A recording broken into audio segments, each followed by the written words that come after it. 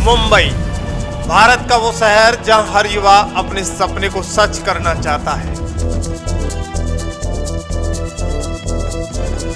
सालों पहले ये सिटी बॉम्बे के नाम से जाना जाता था।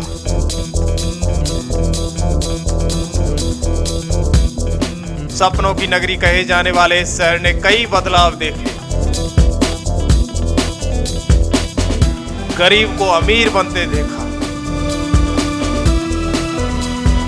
झोपड़पट्टी वालों को बड़े बंगले में रहते देखा,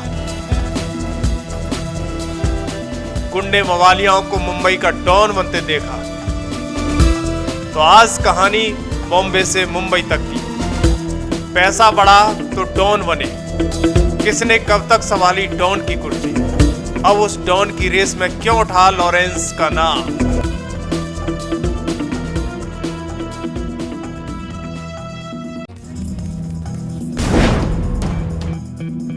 लॉरेंस बनेगा मुंबई का डॉन। दाऊद के गुर्गों की करेगा चुन चुन कर छुट्टी। देखिए खबर एक्सपर्ट पर एक्सक्लूसिव रिपोर्ट।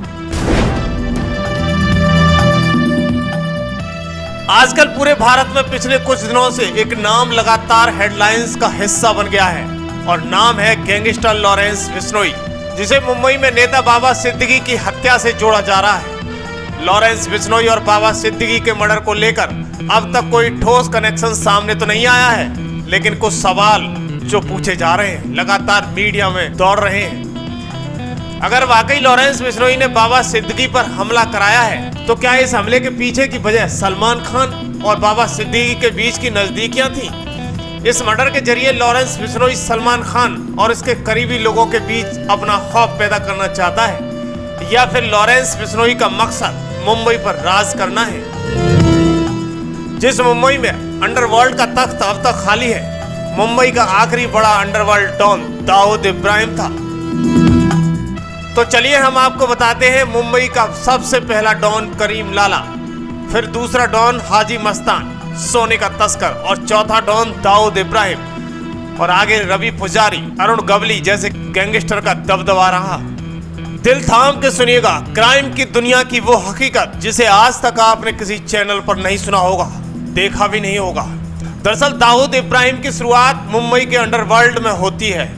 1970 के दशक में उसने अपने भाई शब्बीर इब्राहिम कासकर के साथ डी कंपनी की नींव रखी थी। इस कंपनी को दाऊद कंपनी के नाम से भी जाना जाता है। दाऊद ने हाजी मस्तान गैंग में काम किया और वहां से उसका प्रभाव बढ़ने लगा। दाऊद ने किशोर अवस्था में ही धोखाधड़ी, चोरी और डकैती करना शुरू कर दिया था। आखिरकार वो स्थानीय गैंगस्टर और डॉन वासु दादा के गिरोह में शामिल हो गया था, जो स्थानीय संगठित अपराध सिंडिकेट का हिस्सा था। 1970 के दशक के अंत में वो बाद में गिरोह से अलग हो गया और इसके बाद उसने अपना काम शुरू कर दिया। 1993 में मुंबई बम ब्लास्ट के बाद दाऊद इब्राहिम चोरी छिपे वहां से भागा और तब से लेकर अब तक कुछ वक्त के लिए रवि पुजारी जैसे गैंगस्टर का नाम मुंबई के अंडरवर्ल्ड में रहा, लेकिन स्थापित नहीं हो पाया।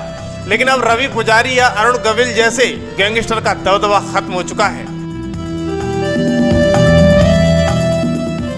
इसी वजह से माना जा रहा है कि बाबा सिद्दीकी जैसे चेहरों को निशाना बनाकर लॉरेंस बिश्नोई मुंबई के अंडरवर्ल्ड पर किंग बनना चाहता है। 80 के दशक से लेकर पाकिस्तान भागने तक दाऊद इब्राहिम मुंबई के अंडरवर्ल्ड पर एक शस्त्र राज करता था।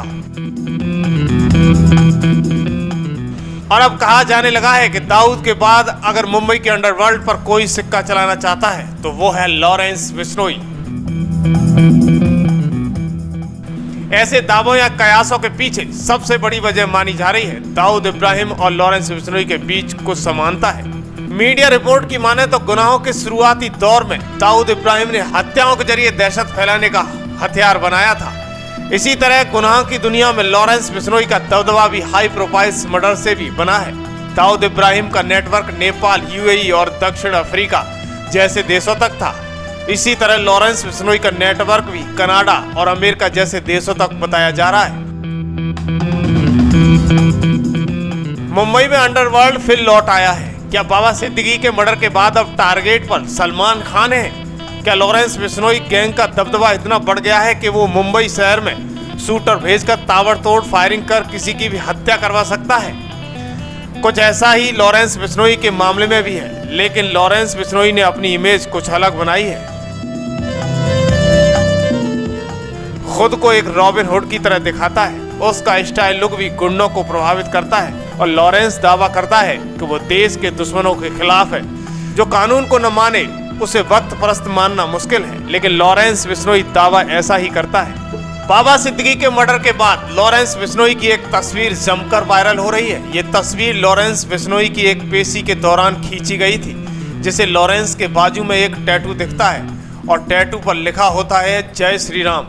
कई बार जब लॉरेंस बिश्नोई जेल से बाहर आता है तो उसके माथे पर तिलक लगा होता है, जो इशारा देता है कि लॉरेंस धार्मिक प्रवृत्ति का व्यक्ति है, धर्म में उसकी आस्था है। इतना ही नहीं, लॉरेंस बिश्नोई अपनी छवि बनाने के लिए जेल के अंदर जीवन भी बड़े अनुशासित तरीके से जीता है, ताकि जेल के बाहर लोग ये माने कि लॉरेंस सिर्फ एक कोई गैंगस्टर नहीं, बल्कि एक खास मकसद में भरोसा रखने वाला व्यक्ति है। दाऊद इब्राहिम का नाम मुंबई में मिट चुका है। कुछ गैंगस्टरों ने कोशिश की, लेकिन वो दाऊद जैसी पावर हासिल नहीं कर पाए। जिस तरह लॉरेंस बिश्नोई ने सलमान खान के नाम पर सीधे बाबा सिद्दीकी को निशाना बनाया है, वो इशारा देता है कि लॉरेंस बिश्नोई वाकई मुंबई के अंडरवर्ल्ड का नया डॉन बनना चाहता है। लॉरेंस बिश्नोई से पहले कई गैंगस्टर मुंबई के अंडरवर्ल्ड पर राज कर चुके हैं या फिर अंडरवर्ल्ड पर काबिज होने की कोशिश भी कर चुके हैं, और इसी से ये सवाल उठता है कि आखिर मुंबई ही क्यों? इसका जवाब मुंबई और गैंगस्टर्स के इतिहास में छुपा है। वो इतिहास जरा जानिएगा। रिपोर्ट दावा करती है कि मुंबई के अंडरवर्ल्ड पर पहला डॉन करीम लाला को कहा जाता है, लेकिन लाला जमीन कब्जाने, किडनैपिंग और हफ्ता वसूली जैसे धंधों में शामिल था। और चूंकि मुंबई देश की आर्थिक राजधानी है, तो यहाँ पैसे वाले लोग रहते हैं, उनसे करीम लाला पैसे वसूलता था। करीम लाला के बाद मुंबई के अंडरवर्ल्ड में एंट्री होती है हाजी मस्तान की, जो सोने का तस्कर था, लेकिन बाद में फिल्मों में पैसा लगाना शुरू कर दिया।